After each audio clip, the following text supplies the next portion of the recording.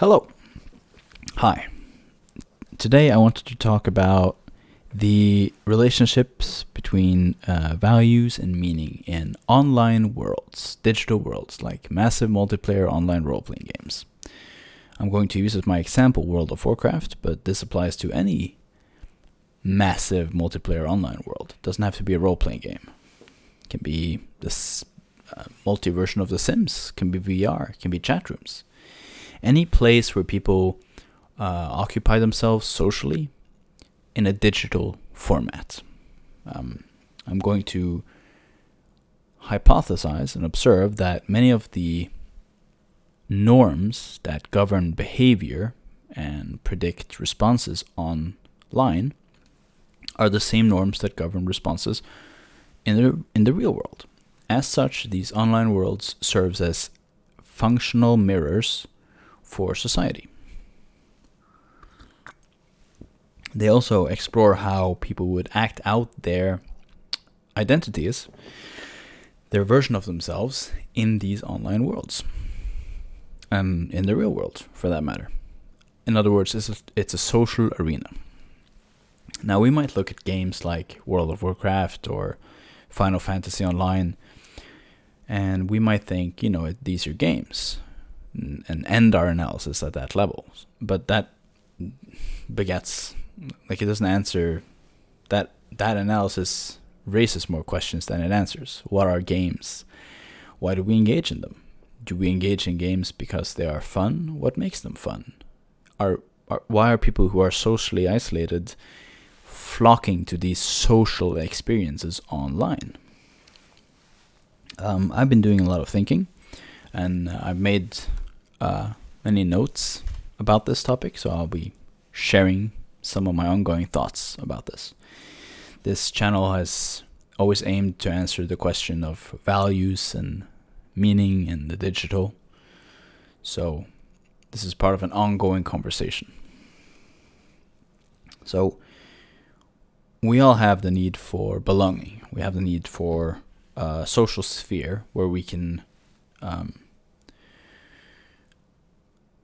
grow, although that's a vague term. We can pursue goal-directed activity and have authentic mastery experiences, like the American psychologist Bandura would say.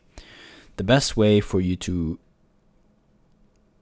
increase your self-efficacy belief, like your belief in your own ability to master something, is to have authentic mastery experiences. That is to say, an experience of mastery that happens authentically, like it's inside a peer-dominated activity. Your peer groups are watching. They will reward you authentically for mastery in a situation. So, in order to increase your own, in order to increase your competence, you need an activity that other people value. An example of this would be the game Counter-Strike. It's a game. It has no meaning or value outside of the activity of the game. Mastery in the game, outside of general cognitive function and, maybe some hand-eye coordination, doesn't translate to real world in any meaningful way. It has value because it offers an area for competition. It offers an area for people to challenge themselves in an area or an arena where other people agree arbitrarily on the skill sets that are being tested.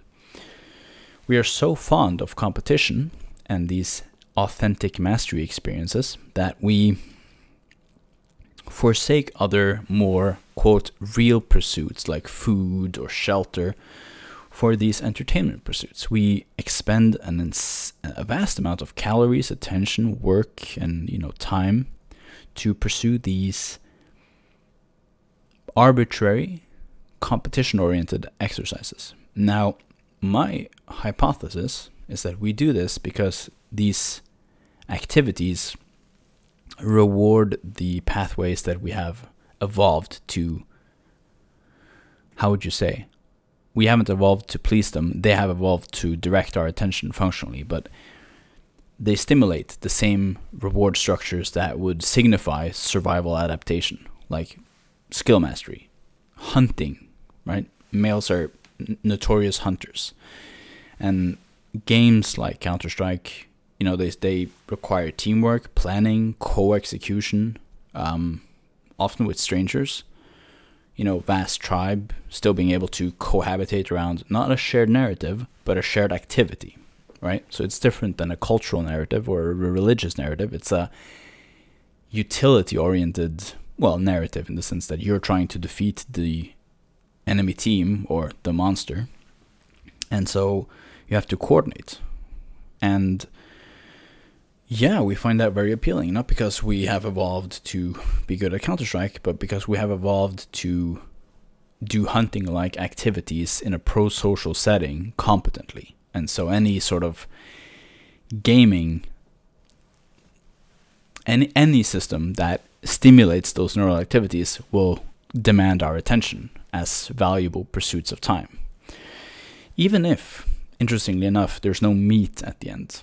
Like, there's no beast to slay to bring back to the tribe. We still prefer to artificially stimulate these pathways. In that sense, in the sense that these pathways are being artificially stimulated by games function as any other artificial stimulant. Like, the same neural pathways that are activated through hunting are activated through an activity that's set up to mimic hunting. In the same way that the pleasure centers are rewarded by drugs, they're also acted upon by the activity that is meant to originally stimulate those pleasure centers. So originally you would get a goal-directed dopaminergic activity flow from doing hunting, being out, stalking prey, being quiet, coordinating, hand-eye, throwing spears. These are all, your brain would motivate you to do these things using the dopamine system. These days you can activate the dopamine system using recreational drugs, or you can activate them by artificial activities like gaming. And this has been the case for a long time. Music, art, dance, ancient, archaic, cultural, recreational activities have always oriented themselves towards stimulating the reward systems in your brain. They weren't digital. They weren't once removed into the digital space. But stories were always about heroic archetypes overcoming, archetypal difficulties. Villains, dragons, the unknown, fire, etc. So it's these social spheres, these game spheres, stimulate all our basic needs, right? Our need for meaning, our need for cohesion, our need for learning, our need for improvement, our need for skill basing. Given that the real world has stopped challenging us in that way, we no longer need to hunt and fish every day, and that's good. We have turned to books, stories, narratives, films, movies, arts, games to stimulate these networks. It's not clear what human beings would be or do without the need to see the world functionally through the networks that led us into our role as alpha predators, essentially, top of the food chain. The collapse of meaning, and I use that term very specifically, meaning, to mean a satisfying story that your life had direction, meaning, and larger purpose. The observation that has collapsed in the West post-Enlightenment, post-death of God, it's an argument that is well made. I'm not breaking any ground by saying it. It's already well established by this point.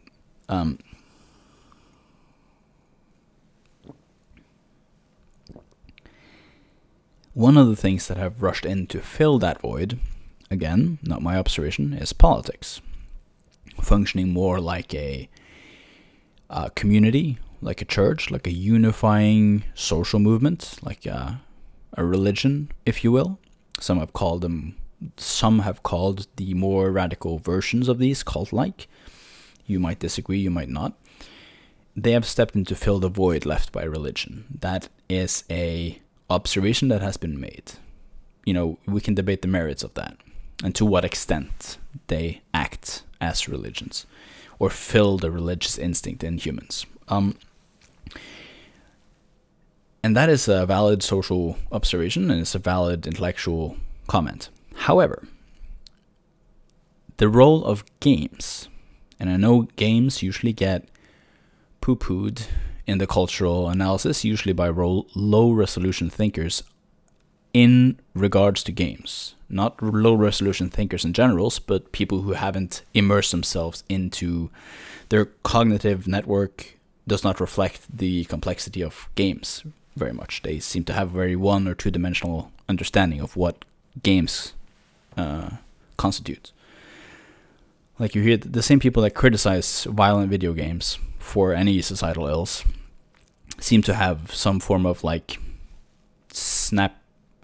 they seem to visualize 20-second clips of Call of Duty. And that's not what games are at all. Like, they're just not. That's part of what they are. But it's the hero's journey. It's and I'm not glorifying them, but that's the mechanism by which games retain audiences across time. They have these social gathering spaces, massive multiplayer online role-playing games like World of Warcraft, which had 12 million concurrent users, about twice the size of Scotland, at its peak. They don't draw you in because they are violent. They draw you in because they offer you opportunities to engage in social activities outside of your isolated social sphere of influence. And the number of people that have confessed to me, both privately and otherwise in public, that playing these games keep them away from criminal activities or harder drugs or, darker aspects of mental health deficiencies are vast. A lot of people whose lives are not going well turn away from drugs and into pro-social activities in the sense of these games. And the low-resolution thinker, in regards to games, might say, well, getting them out of the streets is good, but getting them isolated in basements playing video games is not good either. And I would say, well, compared to what? People who are already falling out of these cultural safety nets can use these gaming worlds and these gaming communities and the regular pro-social incremental activity, like connection with other players, guild members, friends, to network, to build up pro-social skills, to feel like they're valued for their contribution. See, the thing is, because massive multiplayer online role-playing games simulate the real world to such an extent, they simulate real economies, they simulate real group undertakings, they simulate task-oriented, they simulate postponing gratification, they simulate effort paying off over time, they simulate investing hard work for an investment later, they simulate a social sphere with corrective feedback from others, they simulate task-oriented approaches, they simulate competence increases. They only work because they simulate conditions that the genes were meant to express evolutionarily. So instead of being isolated in basements all over the world, people are acting out the hero's journey online. And that's not good because they could do that offline. They could act out the hero's journey in the world. You might ask yourself, why aren't people doing that? And many levels of analysis could be layered. Some might say it's an economic issue. They just are priced out of competing.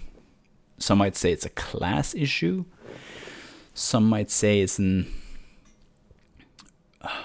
spiritual issue, that the death of God has more than just the death of cohesive narratives. We've also lost a sense that the real world is, quote, worth fighting for. My personal take on it is that the real world, I mean that in the strictest sense to mean asphalt and rocks and dirt, has numerous levels of historical narratives laid on it. Just the same as a new continent has vast potential, an already explored and cultivated landmass has traditions, norms, history, some form of inhibition inherent to it, that is resting not necessarily on the rocks themselves, but in the people that live there. The culture might be stifled to such a degree that the new frontier just simply is digital, in the same way that the new frontier in the 1700s, 1600s, and 1800s was the Americas, the New World, just the same way that the Mars and the space frontier seems to be our next grand adventure as a species. The current generation has a new frontier, which is digital, unexplored digital worlds, and they're drawn to those by virtue of their unexplored appeal. There's new grounds, there's new archetypes, new ways for the archetypes to manifest, new opportunities, new identities, new business opportunities. A lot of people have made comfortable livings through the online sphere, not just game-wise, but also in terms of selling guides for games, or selling teachings, or selling retail services like servers, or, anyone. It's a very booming industry, even game design. So this word belonging is what I think is the core of the gaming appeal. The sense of belonging to a subculture, or belonging to a culture or a group. In a sense, you belong to your guild, right? Your 25 or so friendly players that you associate with, but you also belong to the community of players playing your game, the community of people playing games, the community of people who are on computers a lot of the time. Like, it's a part of a larger narrative that you happen to join. And it's not your parents' narrative, and it's not your finger-wagging culture's narrative. It's your own sort of approach. Now, that glorifies it in a way that needs a careful rebuttal. So I'll say this. It is easy to fool yourself into thinking that you are doing some form of productive growth or productive life action by participating in these online worlds. You play 8 hours a day, you contribute to the economy of your server, you contribute to the shared narrative of everyone's experience, you post memes, you consume memes or in videos and guides, and it's easy to fool yourself into thinking that what you are doing is productive in a way because these games are set up to simulate your sense of productivity. So if you're high in the big 5 personality trait conscientiousness, for example, you might be driven to always be at the forefront of who's clearing the best content, and you might get some form of, you're simulating the activity of that the real world is supposed to orient. And the more people that withdraw, especially from the current generation, that withdraw from the current world sort of suffers from that. And, is the horse pulling the cart or the cart pulling the horse? Does the world suck because we're opting out, or are we opting out because the world sucks? Or is it a feedback loop, right? And can video games be a good pastime for someone who's actually in the real world, raising a family, building a career, building a home, and then be like a part-time activity where you can pursue other identities? Maybe you're a hulking berserker in the game, but you're a timid person in real life, right? So it's not a one thing. And banning video games outright won't solve anything. Like, you'll create so many more problems overnight by just outright banning them. It's a dam that is holding back a lot of potentially antisocial tendencies. A lot of people are in jail in the United States, and recreational drug use would go up, and criminal behavior would go up too. So many antisocial people on these games. bringing down the enjoyment for the rest of us. So yeah, flow, like this set of optimized challenge games are really good at getting you in a state of flow. Like Michael Csikszentmihalyi's 1990 book Flow details this. It's a psychological phenomenon. Essentially, the task positive network, which lies on the side of your brain, competes with the default mode network at the center of your brain.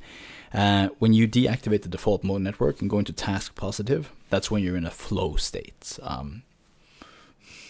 Now, people might argue if that's what characterizes it, or it's a separate issue neuroanatomically, but people with ADHD have a problem decreasing activity of their default mode network, and so they have difficulty getting into flow states. But games are good at offering you flow states because they offer you very easily adjustable challenge levels. So a flow state happens when you experience mastery, like you master a task that is at the level that you are learning. So an increasingly difficult challenge and an increasing difficult degree of mastery leads you to a flow state. The opposite is that you're getting a challenge you can't reach, that's anxiety, or the other side of that is that you're getting a challenge that is so low that you're bored. So flow is in the sweet spot. Games are really good at offering flow, and there's so many different kinds. There's first-person shooters, in your face, kind of twitching flow, and those are more for younger people. There's more laid-back strategy, plan ahead and see the fruits of your labors in 17 moves kind of flow. But there's all sorts of flow, right? Part of the reason why games are so popular is that they hijack these natural circuits, the circuitry for flow, the circuitry for meaning, the circuits for community, and you can go into depths in games. Like you can play out archetypes and experience scenarios that you would never experience in real life because the odds of them happening are so low. Like how many people get to be the hero of their village, right? Play out the role of the hero. But you can in games. And they're structured, especially single-player games, they're structured in such a way as to let you identify with the hero archetype and then put you in a position to see what that would be like. And that's why they're appealing.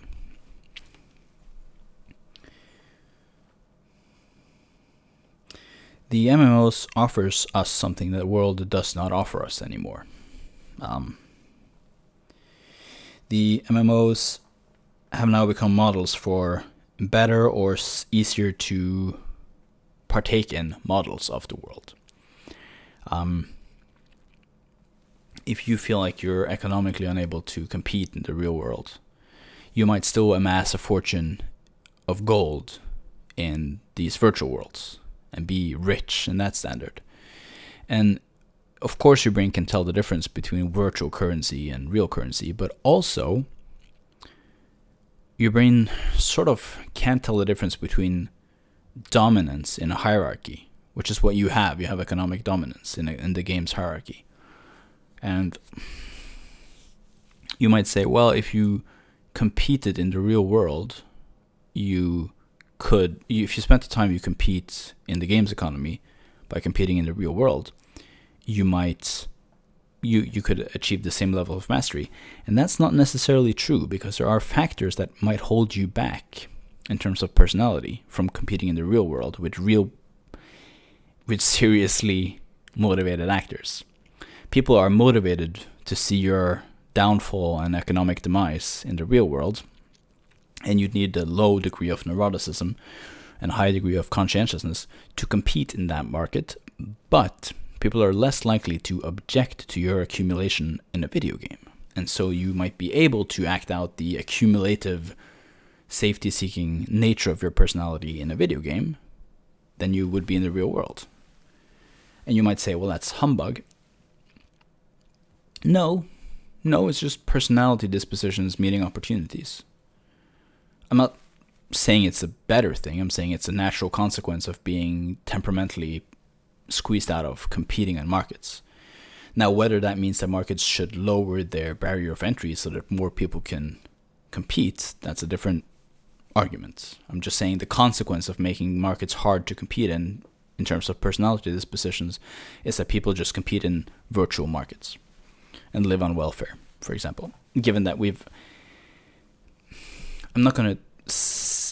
I'm not trying to be ungrateful for the agricultural production and transportation of goods and services that makes our modern civilization possible. I know it doesn't come from heaven. I know it's real people doing real work. But given that we have solved the food problem, like you don't need to go scrape foraging in the woods anymore, there's not 7 billion people's worth of life sustaining necessary activities to do. Like 1 billion could run all the functions, and then 6 billions could live off the spoils, essentially. So, the MMOs offer something the world doesn't do anymore. There's no way to run a local farm, because there's no need for it. But there is a way to run your farm in World of Warcraft, so it permits an outlet. Very interesting that it's the same activities, it's just shifted towards the digital. Like, we didn't invent the digital space and then explore new activities of human expression. We just took what we did in the real world, put it digital, Stardew Valley style, and just started doing it digitally. Like, we're very simple creatures in that sense. So, I mentioned that the deactivation of default mode network was related to flow states. The default mode network is positively correlated with negative self-talk. And so people use games as an escape from, not reality, but their own mind, in a sense. And in that sense, they function as alternatives to drugs or, therapy that people can't afford. Especially when you couple them with pro-social supportive environments where everyone's competing or participating in similar activities.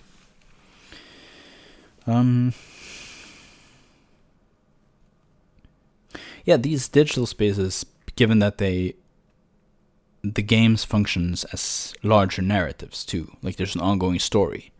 That story also seeks to unify us and explore aspects of ourselves that we couldn't do in the real world. Like, you couldn't don a cape and a sword and go fight dragons in the real world, but you can in these fictional worlds. And you can also understand people's drives, needs, motivations. Like, it's very simple to see, this player is doing that activity, he wants that title or that mount or that gear. And then you can understand his motivations. You don't have to figure out this. Like, it reduces uncertainty and chaos, and it makes the world very understandable. All you see is the world of definable goals and participating actors who are motivated. And there's something about seeing motivation in people. We like that. We get suspicious when we see motivation in the real world, because we're like, have you found something that maybe we haven't thought about? That's why, when people look at something, you look there. Because we're so hardwired to be like opportunity, like niches, like economic viable things.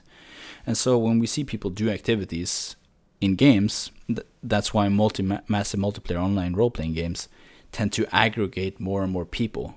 Because more people play, the more people want to join, the more people want to play, the more people want to join. It's a positive feedback loop.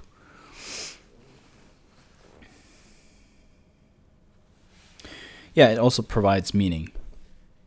And meaning is critical, or a sense of meaning. Not necessarily a genuine sense of meaning, but a sense of meaning-oriented activity. Long-term pursuit of future goals. And that's a challenge that people who want to fight games have to take seriously, because you have to provide an alternative to the meaning they provide. Another aspect that games have is areas for ethical evolution or exploration. Games like Mass Effect serve this role. Mass Effect is a story-based game set in a futuristic sci-fi space opera, and you get to make ethical choices about saving lives. And would you hand over a bereaved husband's dead spouse's body if the military could do research on the corpse to save lives, or do you value the sanctity of the right of the deceased to part or bury the body? These are questions that, and like thousands of these are explored in the Mass Effect universe, and that's just one example of how people can explore their own ethical compass in a virtual space.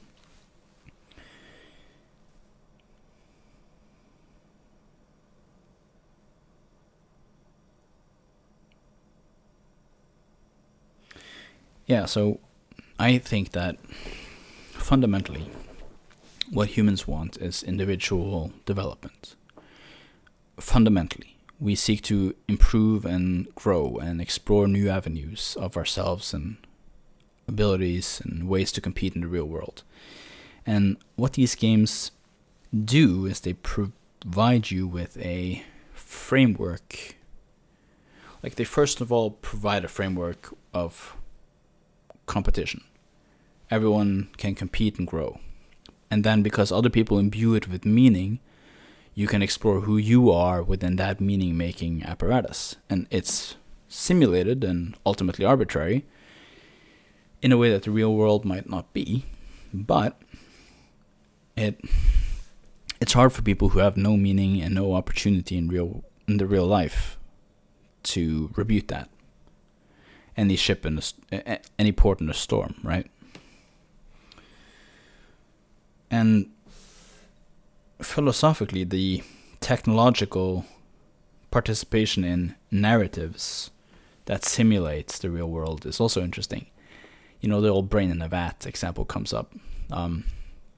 If you could simulate the real world, how do you know that you are not in the simulation of the real world? And if that gets you, whoa, slow your roll. Like, there's a lot of conceptual work to be done for that to be a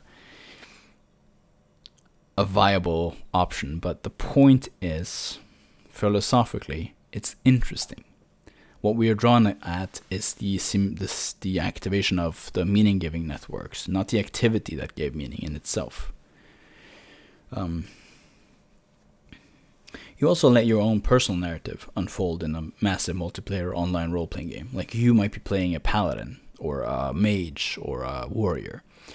And that narrative of yourself and the narrative of your identity on a server, like, oh, you're that guy who's really good at playing warrior, or you're that guy who's really great at getting groups together.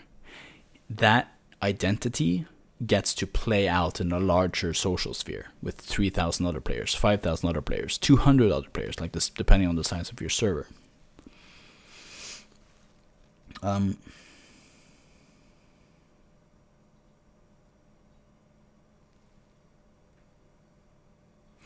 Yeah, and of course they also give you an opportunity to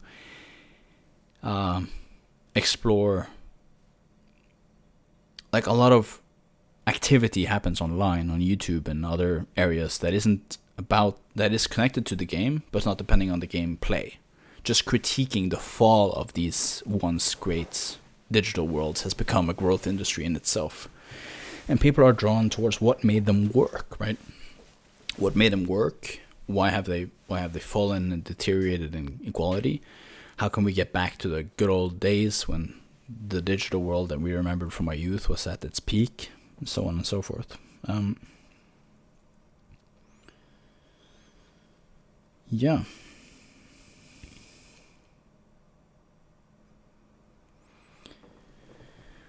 The interesting part about the economies of these virtual worlds is that they mirror real-world economies. When they were first making the World of Warcraft game, they didn't know how to implement the game economy.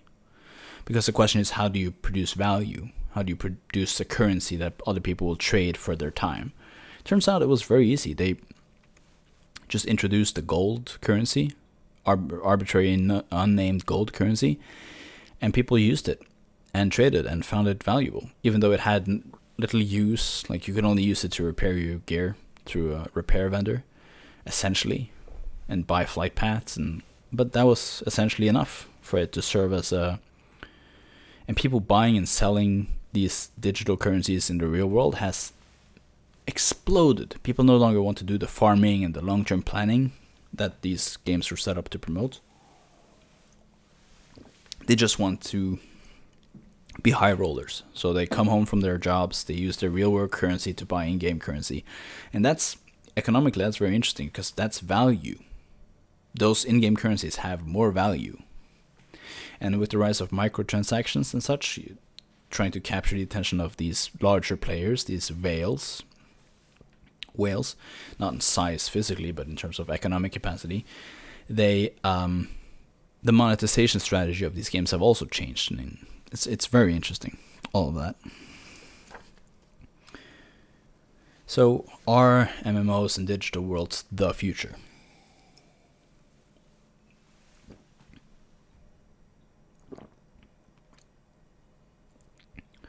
Well, they're certainly the present. And with the invention of virtual reality, there's opportunities for these virtual worlds to become more realistic than they currently have been. I mean, World of Warcraft came out in 2004, and it's telling that the graphics weren't the requirement. It was the gameplay and the community and the engagement and the depth of simulation, the depth of similarities to real world activities that gave it its hook. Could you work as an MMO player? Theoretically, you could. Were people selling boosting services and such that could trade the in-game currency they accumulated for real-world currency, but you'd have to work pretty damn arduously, and there was a minority of people that could do that. But the question has been raised by larger companies like Meta how to get people playing as a job. And outside of esports, it's hard to say how you're actually generating real value. And it's part of, I think, that if that becomes a mainstay, it'll be subject to critique, and rightfully so. I don't think gaming as a profession should be a goal for people. But with close to 8 billion people, and a finite number of meaningful ways to produce value, if 100 million people, a fraction of the total, generate their revenue from digital spaces, again, I mean, the question is, what is value, right? Other people are the only ones who can give value, and if other people reward you with currency for your activity, then by definition it has value. So you're sort of contingent on the ethical leanings of the people that partakes in the activity. So, and then you might ask yourself, well, okay, so who's constructing these games? If what they're doing is simulating real-world activities like hunting, gathering, trading, social interactions, character progression, like progress, what sort of flares and takes do they put on it? How does that color culture? Like, if movies color culture and if music colors culture, then you'd be out of your mind to assume that games don't color culture. Like, if you think that the people who made World of Warcraft didn't influence politics, then you're not paying attention. Like, there's only so many times you can play a Night Elf Hunter or a Draenei Mage before, like, you start thinking in ways that you wouldn't be able to in the 50s, right? So it's definitely on the progressive scale in terms of self-conceptualization. Playing as a female, right? If you're a male player. Playing as a druid, right? Shifting into animal forms, right? And there's also a lot of arts, a lot of digital assets that border on artistic merit. These NFTs had their origin, I would argue, in these game skins that people pay significant amounts of real-world money from. I think custom knife skins in Counter-Strike Go, Global Offensive, goes for hundreds of euros. hundreds of American dollars. So, and that's just for a cosmetic. It doesn't give you a gameplay advantage. So,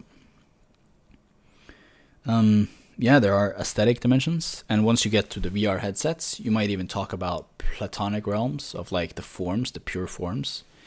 People have talked about simulating recreational drug activities like the DMT experience or ayahuasca experience in these virtual worlds. I mean, there's a lot. The higher you are in openness, the more you can use these technologies and virtual spaces to express and expand on human capacity. So, I mean,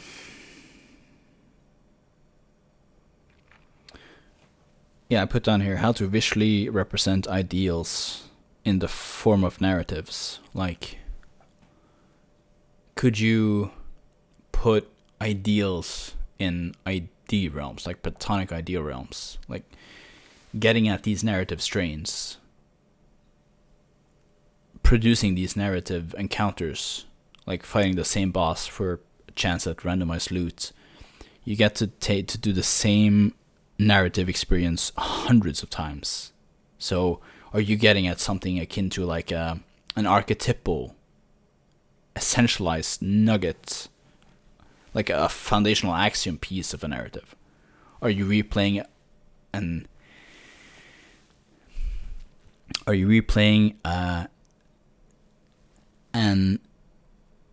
idealized meme axiom of a narrative? Is that what you're replaying? Is that what gives it its replayability value? Is that why you raid?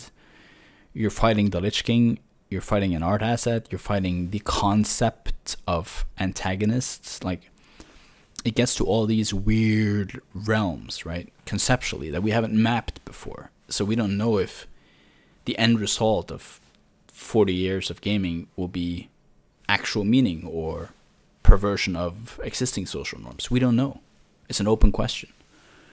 And so people who fear games criticize them, link them rather naively and rather one-dimensionally to violent acts and want to ban them.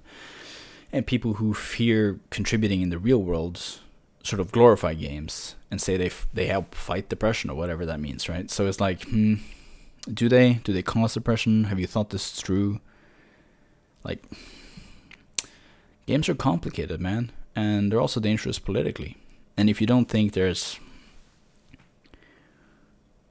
one of the ways that young males get radicalized online is via these digital sub-communities that often overlap with games. So a lot of casual racism in game lobbies. Less now, but still. So, games are multi-dimensional. They're not good or bad. They're art, they're technology, they're a platform. They're part of the human experience. Projections of the human experience. Yeah, so I would argue, I have argued and I maintain that the pursuit of growth and progress is inherent to humans, and that's essentially what pushes us to explore that in these virtual realms.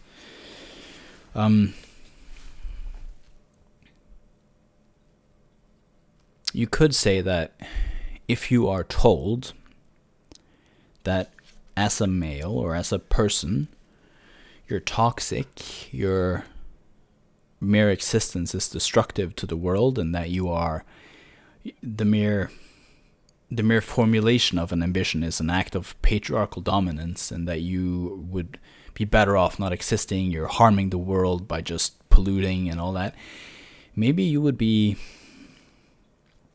driven to think, okay, well, I will do as the sages of old. I will isolate, I will reclude from the world, and I will express these, what I've come, not me, but what a fictionalized young adult would think. I will manifest these dark and destructive impulses in these fictional worlds, and so virtuously reclude myself from the destruction that our forefathers and our, boomers wrought on civilization. I won't own my home. I will rent and just act out my hero's journey online. And maybe that makes me virtuous, right? It's not hard to see how someone could tell themselves that story, given all the hateful rhetoric that they encounter just by existing. And it's hard to see that that's a it's an appealing recluse when your alternative is suicide or drugs or, antisocial or very extreme political activity. It's easy to see people being like, okay, I will sedate myself with these virtual worlds. So for you people who dislike games, you would be better off working with the opportunity to tell compelling narratives through games than you would be to shut down games as a medium. Medium is the message, right? Yeah, so one of the problems that these digital worlds present is how to value the digital. Either to the extent that online progress is sincerely compensatory for perceived lack of real world progress. Like, okay, you don't have a job, you don't have an education, but holy shit, you're level 24 warlock. Like, wow. Is that good? I mean, have we fallen so far from like the glory days of Rome that we should reward that? How much is that? It's not nothing. People do respond to it, so it's like it's very interesting. I have a friend who's rather successful in real life, right? He's my age. He has a wife and kids and job and a house, right? He's got it all nailed. But he's not that completed in terms of game success, right? And he's far more involved and interested in hanging with the boys, playing these games, and being taught how to be competent in the games than he is at signaling that, hey, I'm objectively more status oriented than you. Like, I have more objective status. And so these games have taken up a strange role where people no longer measure themselves by the merits of having a family or a job or a career, but even having those things is like I don't even know. Like, they were supposed to be self-sufficient in themselves, and yet people turn to games. Is it because it provides authentic mastery experiences with peers? I suspect so. Not only that, but that's a large part of it. Maybe we used to get that from sports. Like, okay, fine, I have my partner, I have my kids, but I'm still strong enough to go hunting with you guys, right? We value peer approval. So when all your peers moves into basements and plays video games, where do you go for peer approval? Even if you have your hero's journey in the real world, right? Another thing to think about. Games are not philosophically uninteresting, and people who are sleeping on them are doing themselves an intellectual disservice.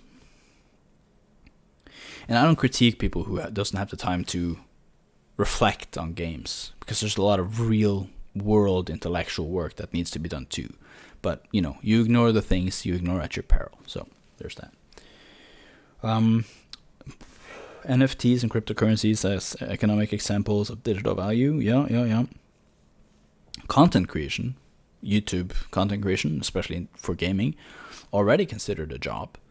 That job doesn't exist without games to content create for.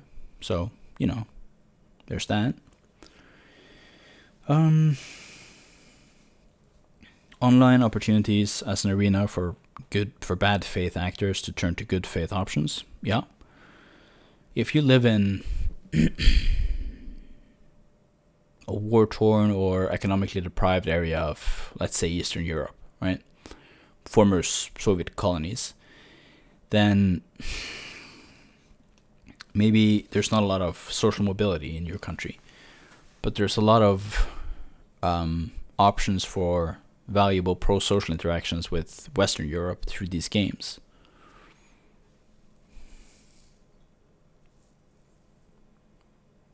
Why is it people who live in Eastern Europe,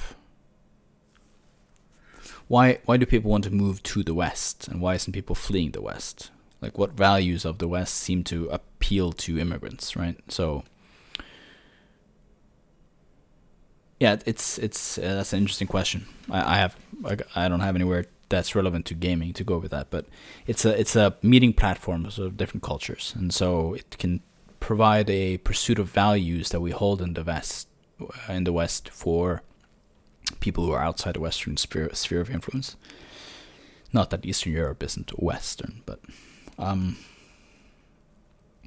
yeah. And then again, there's the redemptive properties of individual journeys. Like it's hard to ignore that many people who take these, like if you do a 6-hour journey into Blackrock depths and you emerge victorious, defeating the king under the mountain, like it's not nothing to form real friendships with people and have your avatars compete together in a Jungian or Campbellian archetype. These encounters serve as meaningful life experiences for people and prove them, like even if you don't get acknowledged at school, maybe you're 14 years old, you're bullied, maybe you're the best hunter in your server and everyone's like you have value, you can compete, you have peer groups that respect you, don't listen to the people in your real world, you're in a shit situation, but online is your safe space. Yeah, so that has a redemptive property because you're lauded for your merits.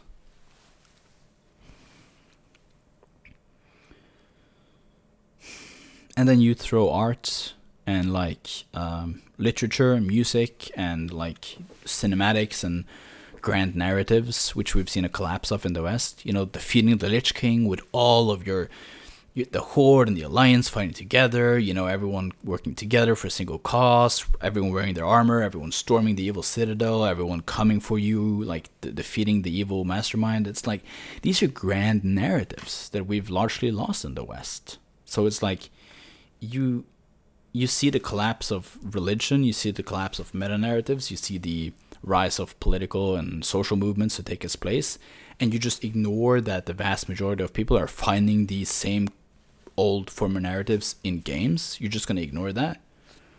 What do you think happens when you take away those games? Do you think they turn back to religion, or do you think they join these new social movements? My money is on these new social movements, as gaming tends to lean towards the left in general.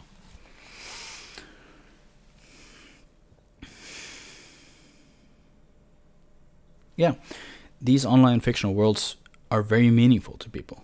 They're very subjectively meaningful. People get very passionate about these worlds. They integrate them into their identity. I am a gamer. I am a WoW gamer. I am a druid. I am a healer, right? And people own gaming-related mugs, and like they represent themselves through these, the cosplay. They go to conventions. This becomes part. People meet their wife in these games. Like it's a grand part of like what make them in a sense, especially after 30 years of this. So for an MMO to be successful, you require multiple points of access. That's true. It can't just be for the hardcore gamer. It can also be for the casual adventurer. Can it be for the enjoyer of single player games? It can be for the hardcore competitive guy. It can be for the socially engageable, like it's a great chat system. You're just standing in the capital city with your avatar, chatting with people, right?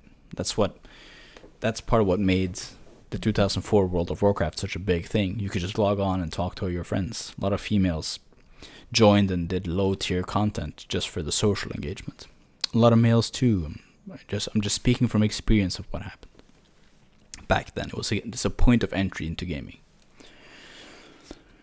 You know, our role-playing, cosplay, lore, competition, player versus environment, player versus player, tribal competition, my guild, your guild, who's first guild on the server to kill the boss. It's all forms.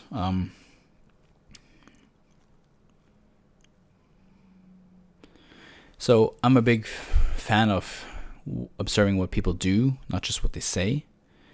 And it's important to note that people actually play these games. They don't just pay them lip service. So they serve functionally as a temporary respite from nihilism, because people actually undertake an activity. They value something more than something else. Like they choose to actually play these games. They don't just put them aside and be like, well, these games are not valuable, important, or they're as valuable as anything. Everything's arbitrary. No. The games set aside titles, goals, and meaningful pursuits that are highly competitively sought after. And people actively give these hierarchical goals meaning. Like, I'm a tier 3 player, okay, but at least I am a tier 3 player, not a tier 4. Like, we seek positions in valued hierarchies. And when you're structured out or neurotically induced out of a real world hierarchy, you find your place in a digital one. We're that hard coded to seek our place in hierarchy and to seek pursuit of competence.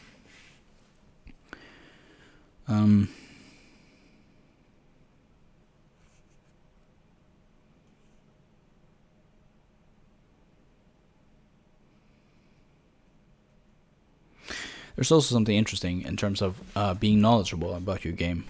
There was a shamanic tradition of wisdom sharing and wisdom retention. The old wise man in the group, someone who managed to live long, not hunt, and accumulate wisdom. And that's what these older players, the role that they serve for younger players, that's what keeps older senior players playing, is to be able to show young players the ropes. We want to play these mentor roles, these mentor figure roles, and to be like the wise senior and be acknowledged for our wisdom and our competence. And that's a large part of what these games offer and what they provide.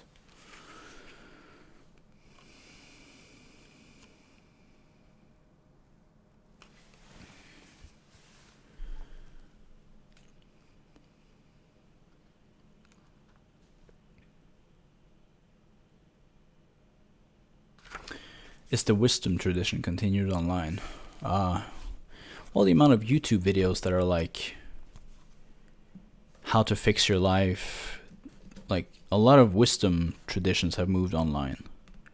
Philosophy is no longer merely practiced in academic journals. It's also practiced by like rediscovering the Stoics, and a lot of these games are templates of wisdom, like being a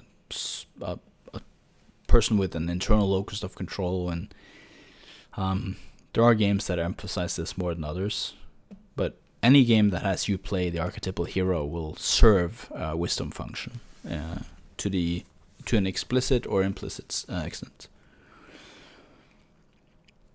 Yeah, they also share human universals. So a person sitting in Belgium, maybe feeling a little postmodern, maybe feeling a little nihilistic, could go online and be a Tauran warrior and fight the evil alliance, and he could have this journey with a guy from China playing on the same server. And so a Chinese rural farmer and a Belgian postmodernist could all both unify over this archetypal journey. And it goes beyond politics in a sense. So it cuts to the core of what we want as emotional experiences. And yeah. I think the gaming industry has recently come under the attention of the capitalists trying to microtransaction, and like greed has halted the creative expansion of the gaming.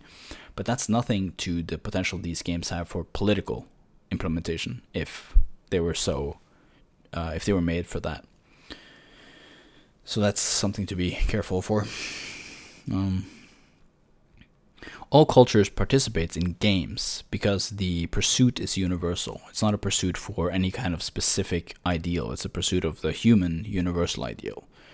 Growth, new frontiers, exploration, archetypes, journeys, identity, sharing, competing, trading. It's universal activities.